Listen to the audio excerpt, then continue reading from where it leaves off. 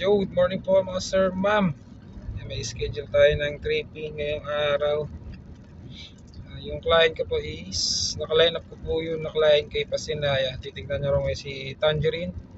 Located din po sa Naik, Cavite.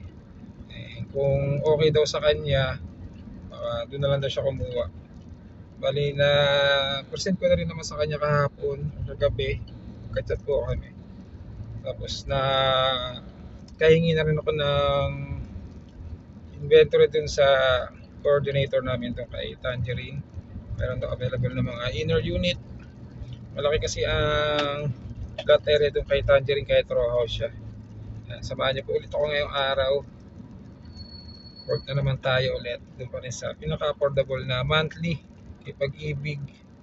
Kasi ang monthly po ni Tangerine is nasa around 3.5 lang po. Meron siyang cash outlay or equity pero hindi naman ganun kalakihan. Mababa lang. As installment din naman po naman. Yan, samahan niyo po ulit ako. Update ko kayo mamaya pagkasama ko na si client. Yan, nandito na tayo kay Tangerine. Ayan, actual turnover unit. Ang lot area po natin dito is 54 square meter. Tapos sa floor po is 32. Yan. Ang advantage po dito kay Tangerine, yan, kung napapansin niyo po, meron na tayong abang na mga poste. If ever po may budget kayo, may plan kayo magpa second floor, hindi na po ganun kalaki yung magagastos natin. Yan. Kung napapansin niyo po, naka-high ceiling din siya. Kasi nga po, naka-ready for second floor na po ang project na to. And sa inner unit natin po, ang required income lang is 10,000.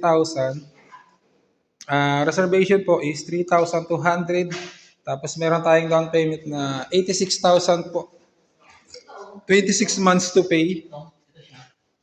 Around 3 to lang siya. Or 26 months. And pasok na pasok po tayo dito kung kayo po ay sumasahod dito sa Cavite ng mga minimum wage earner. And ang bagong location po ng Tangerine natin is Barangay Palangge na Cavite. Ito po yung toilet and bath natin. Ito yung yan.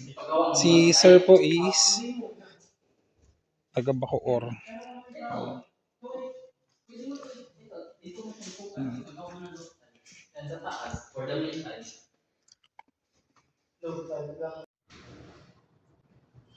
Dito kami sa office. Yan, dito kami sa office. Si client.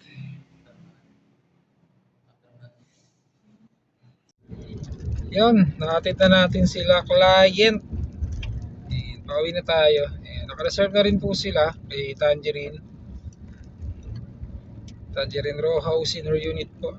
Maganda po na project na yun. Kasi ang lot area po is 54 square meter na. Row house lang yun pero napakalaki. Tapos may abang na mga poste for second floor kung may budget kayo.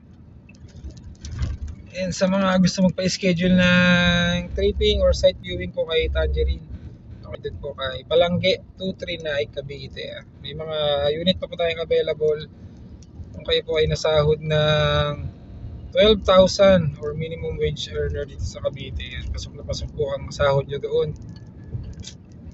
Grab nyo na po itong opportunity na to kasi napakabihira na po ng ganitong project kayo na rento house through Pag-ibig na napakababa po ng monthly down payment tsaka monthly amortization. Kasi ang estimated monthly amortization lang po ng unit na nakuha ni client is around 3.3 lang po kapag na-approve na kay Pag-ibig.